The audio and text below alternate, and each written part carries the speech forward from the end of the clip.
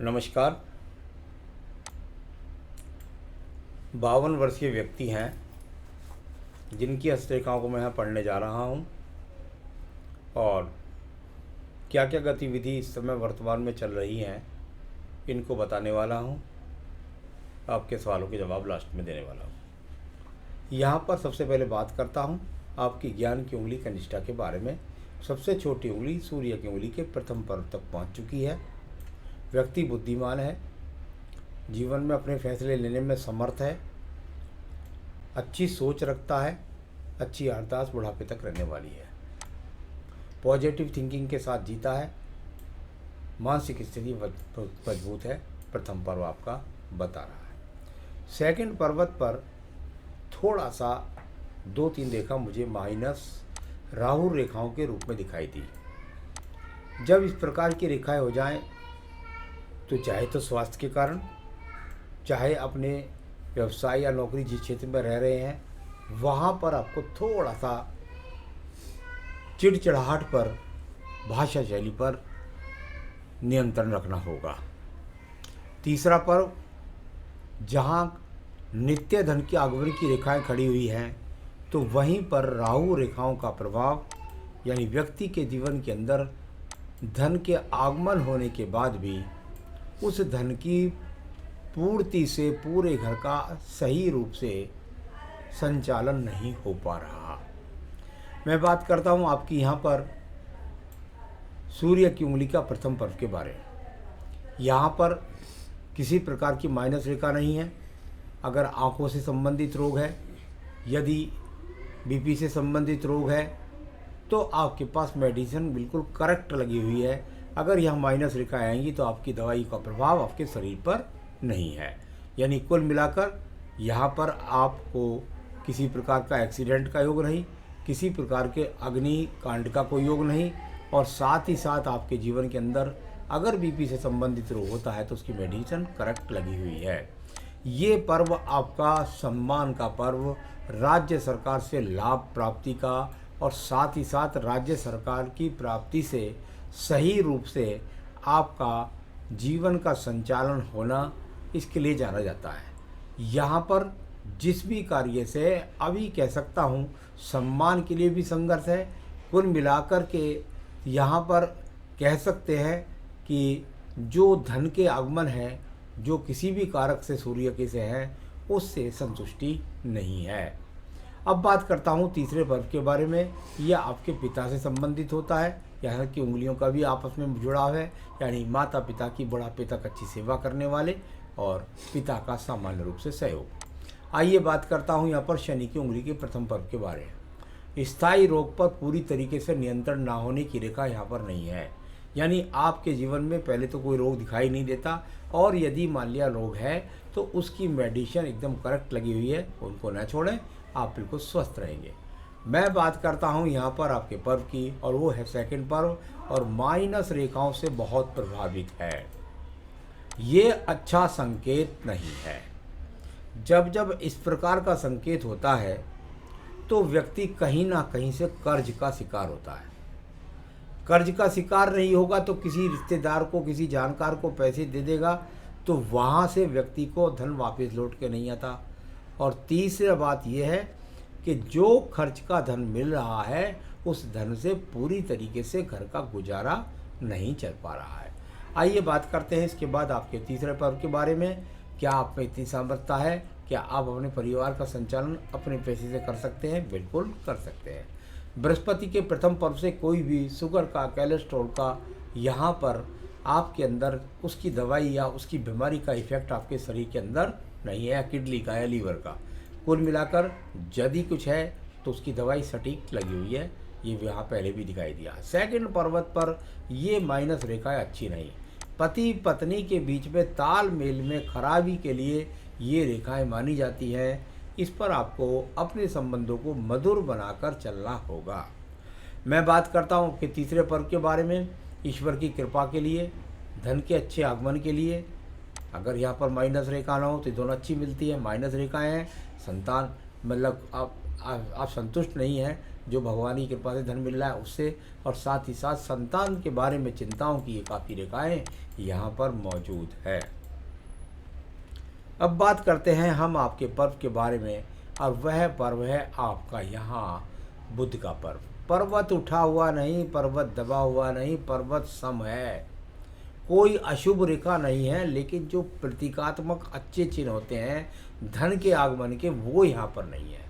अच्छे धनाढ्य धन के जब तक संकेत यहाँ नहीं दिलेंगे, तब तक आपके जीवन के अंदर निश्चित रूप से अच्छे धन के आगमन नहीं होंगे, अच्छे धन की संतुष्टि नहीं होगी।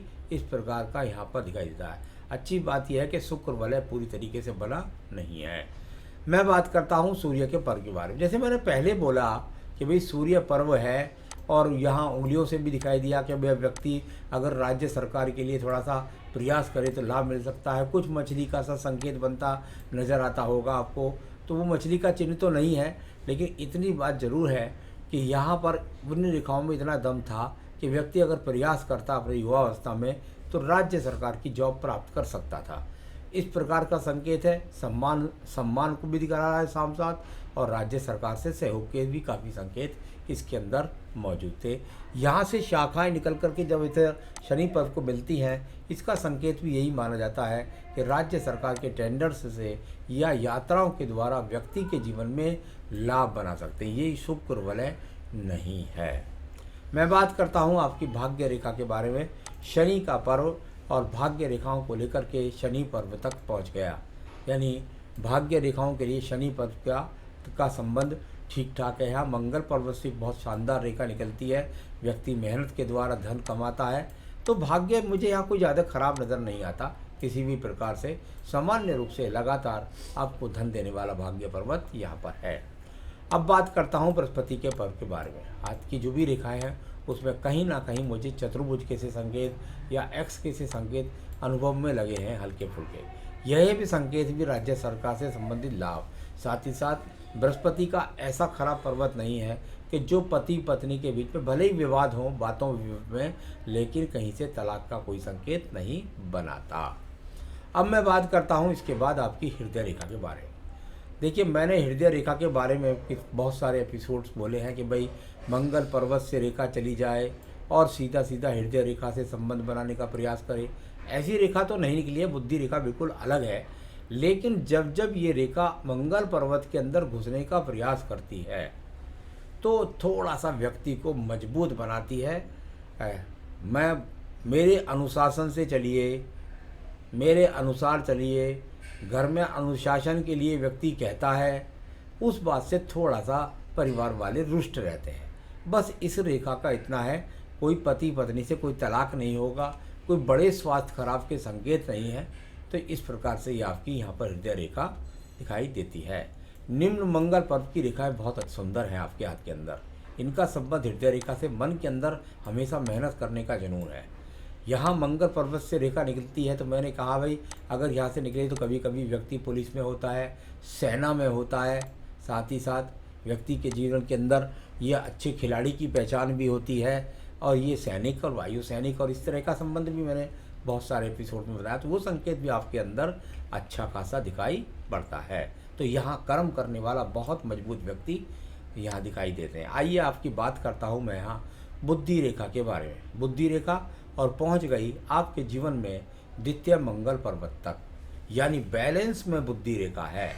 व्यक्ति किसी प्रकार की नकारात्मक सोच नहीं रखता, बुद्धि से मजबूत है, बलिष्ठ है। इस प्रकार की बुद्धि रेखा अच्छी ही कहलाई जाती है। द्वितीय पर्वत पर किसी प्रकार के झगड़े का, झंझट का, कोर्ट कचहरी का कोई भी योग दिखाई नहीं दे रहा। मैं बात करता हूँ आपके पर्वत की, और वो है आपका चंद्र पर्वत। चंद्र पर्वत पर गतिविधि विदेशों में यात्रा के लिए वो दिखाई नहीं देती, दिखाई जाती है डिप्रेशन के लिए वो दिखाई नहीं देती, आत्महत्या के संकेत वो दिखाई नहीं देते, किसी प्रकार से अवसाद के शिकार होंगे वह दिखाई नहीं देते, किसी प्रकार की बुराई नहीं है, बुरी बीमारी का या खान पान का व्यक्ति के अंदर रोग नहीं है, अच्छे चरित्र का व्यक्ति है, यहाँ पर दिखाई देता है। आपके पास बहुत ज़्यादा व्यावसायिक रेखा मजबूत नहीं है, लेकिन कुल मिलाकर के ऐसा भी नहीं है कि अगर आप एक बार व्यापार कर ले तो उसमें आपको बार बार बदलाव का सामना करना पड़े। मेरे हिसाब से अभी तक मुझे ज़्यादा जो दिखाई पड़ा हाथ वो नौकरी पेशा ही दिखाई दिया। आइए बात करते हैं आपकी यहाँ पर भाग्य रेखा के बारे में। स्वयं से मजबूत या आयु रेखा से निकले, यानी व्यक्ति ने स्वयं से अपने भविष्य का निर्माण किया और अपने ही बलबूते पर जीवन में आगे बढ़ता चला गया। वो एक आध जगह उतार चढ़ाव आएंगे जीवन में, लेकिन कुल मिलाकर आपके जीवन के अंदर अच्छी भाग्य रेखा है जो बुढ़ापे तक सहारा देगी आपको। आपके पास एक बहुत सुंदर मंगल रेखा भी है हाथ के अंदर। ये मंगल रेखा अच्छी रेखा के रूप में इसलिए कही जाती है कि ये सारी मुसीबतों से निकालती है और आगे तक भी जा रही है। कुल मिलाकर आपकी मुसीबत जीवन में जितनी भी आएंगी, संकट आएंगे, मुसीबतें आएंगी, उन सब से आपको बाहर निकालने में समर्थ है ये आपकी मंगल रेखा। चलिए बात करते हैं इसके बाद शुक्र पर्व के बारे में। शुक्र पर्व में काफ़ी जाली बन गई है। इस काफ़ी जाली बनने का मतलब क्या, किस प्रकार से होता है? इसका मतलब कोई जेल रेखा नहीं होता। इसका मतलब यह है संसाधनों के लिए संघर्ष है, साधनों के लिए संघर्ष है। लग्जरियस भवन के चाहते हैं, मकान चाहते हैं, लेकिन संसाधन उतने बन नहीं पाते हैं। यहाँ से भी दिखाई देता है और साथ ही साथ अंगूठे के नीचे वाले पर्व से भी दिखाई देता है। ऊपर तर्क शक्ति की रेखाएं अच्छी हैं और प्रथम मानसिक अंगूठे का मजबूत है। यहाँ कुल मिलाकर कोई चरित्र खराब की रेखा दिखाई नहीं देती। तो ये बहुत सारी यहाँ पर मणिबंध भी देखते हूँ तो तीनों मणिबंध बनने का प्रयास करते हैं। कुल मिलाकर जीवन की सभी आवश्यकताएं आपकी पूरी हो जाएगी। तो ये सब मैंने आपकी सारी हाथ की रेखाओं को पढ़ा। बताता हूँ आपकी आयु रेखा के बारे में। यहाँ पर यदि आयु रेखा की बात करते हैं तो ये जाकर मर्ज होती हुई और फर्स्ट मणिबंध तक मिल गई। जब प्रथम मणिबंध से आयु रेखा का संबंध होता है तो ऐसे व्यक्ति के जीवन में आयु 85 के आसपास होती है। तो ये सब हाथ की रेखा मैंने पढ़ी। कोई विशेष सवाल आपने मुझसे पूछा नहीं। मुझे भी हाथ में थोड़ा सा दिखाई देता है कि हाँ थोड़ा आपको स्वास्थ्य नॉर्मल रूप से कोई विशेष खराब बड़ा रोग कुछ भी दिखाई नहीं देता। हाँ थोड़ा बहुत तो रहता है, उससे कोई भी दिक्कत नहीं है। वो उसकी जो भी मेडिसिन है आपके पास करेक्ट लगी हुई है। आपने पूछा है कि भाई मनी के बारे में बताएं। देखिए मनी के बारे में आपको बताता हूँ कि आपके जीवन में जो आपका ये 52 वर्षवा चल रहा है, ये 53 वर्ष तक आपकी समस्याएं हैं थोड़ी सी धन से संबंधित, लेकिन 54वें वर्ष से यानी 2023 से आपके जीवन के अंदर बहुत अच्छे धन के आगमन बनने शुरू हो जाएंगे और फिर धन संबंधी समस्याएं आपको नहीं सताएंगी। एक बात। दूसरी हेल्थ के बारे में है, थोड़ा बहुत इश्यूज लगे रहेंगे जो पूजा पाठ में बताता हूँ, कृपया करके कर लें। आपका रत्न बनता है फायर ओपल। इस उंगली के अंदर आप पहनेंगे तो संसाधन बढ़ेंगे आपके, धन के आगमन बढ़ेंगे आपके और साथ ही साथ लग्जरियस बढ़ेगा आपका। तो फायर ओपल पहन सकते हैं इस उंगली के अंदर। आप चाहे तो मुझसे मंगा सकते हैं, मैं आपके स्थान तक पहुंचा सकता हूं। आपके पास कोई संकट ना है इसके लिए पूजा बता देता हूं। आपको संकट नाशन गणेश स्तोत्र का रोजाना पाठ करना चाहिए और बजरंग बाण साथ में पढ़ लेना चाहिए और 3 माला रोजाना अगर करेंगे तो आपको स्वास्थ्य समस्याएं नहीं आएंगे, धन के अच्छे आगमन बनेंगे। ओम ब्रह्म बृहस्पति नमः, बृहस्पति का बीज मंत्र की 3 माला का जाप भी कर लीजिएगा। आप जीवन में सुखी रहें, यही मेरी शुभकामनाएं हैं। नमस्कार।